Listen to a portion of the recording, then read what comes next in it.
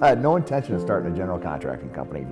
My brother and I wanted to build a barn. My brother more than me needed a barn to feed cattle in. At the time, everybody's building bed packs.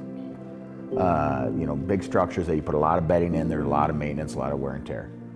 And we went on a tour one day and to look at barns.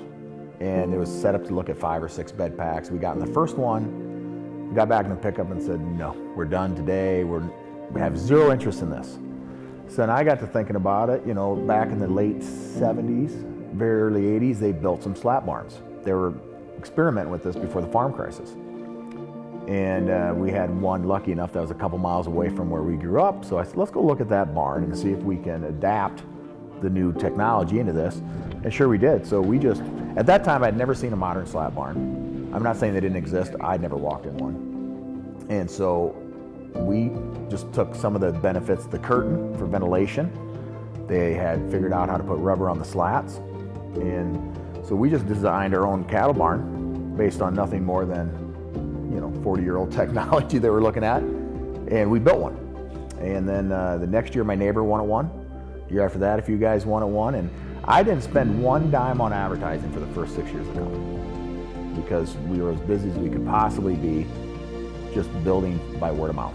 So then, obviously by then I'd known I caught on to something pretty good, that we love the industry, we're all about cattle, so then I started to evolve my thinking beyond.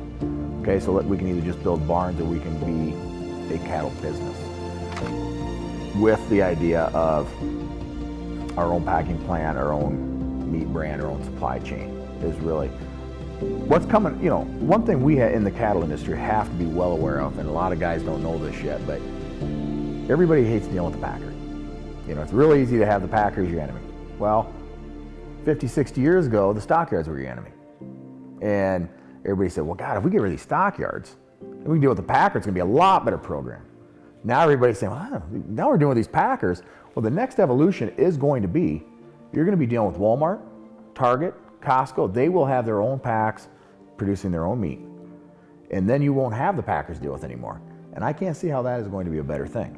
So my focus would be, we want our own packing plant, and we want our own supply of cattle. And go right from the ranch to our feedlots, through our pack, to our sales. But look at everybody involved in there. It's cattlemen. It's not East and West Coast billionaires funneling money in.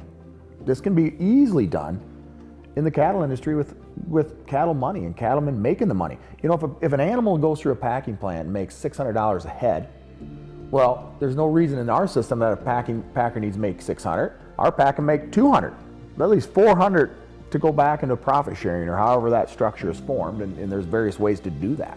Obviously, agriculture, it fuels the economic development engine here in Cherokee County, but also in Northwest Iowa and across the state. And those returns that come back within animal agriculture, row crop, they come back and they keep our main streets vibrant. And I think that's one of the things that Chad and Corp are very passionate about, is preserving not only the family farm, but also our small towns and keeping those small towns alive and vibrant.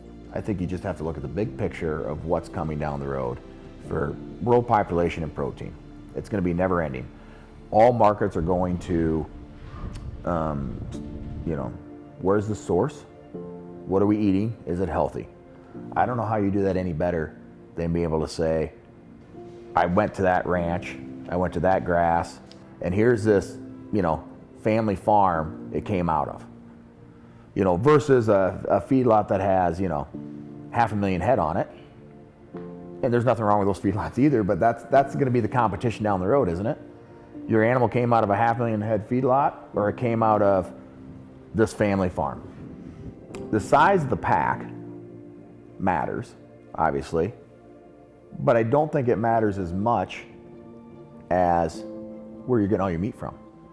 If you've sourced all that meat, if you're processing 1,500 head a day, but it's all sourced from these single family farms, well, you have 100% faith in that system then. Where in the world would you go saying we got Midwest corn-fed beef at high levels, and you can come see the cattle, you can come look at the cattle? Where else can you go and do that? I believe we'll have a product to sit in a store that we don't have to charge more for, but we can. I don't see any reason why we can't. Because I don't know of any real product sitting on the meat shelf today that would match the criteria we're setting up today. You know, there won't be anything coming through that plant that we don't know where it came from. And I don't know of any other packing plant that does that. That's what you're buying. You're buying the fact that you believe those people did a great job. And they do. Versus a feedlot that have a lot of great personnel there, but is there any way they're getting the same attention as this family? I don't think so. We're in an industry we have no control over what we're selling, price point wise. We're at the complete and utter mercy. And you know, we just had an instance where packers were making record profits and we were losing money. Again, fully integrated with farmer control, everybody could have made money through this process quite easily. We won't have, you know, large stockholders to answer to. We have individual investors to answer to, and if everybody makes money, everybody's happy. If you're sitting in New York and you said, hey, I just got these steaks out of a family farm in Marcus, Iowa, look at and show them a picture of the family, and I got these out of the freezer down here, which one do you want to cook tonight? You know how that's going to go.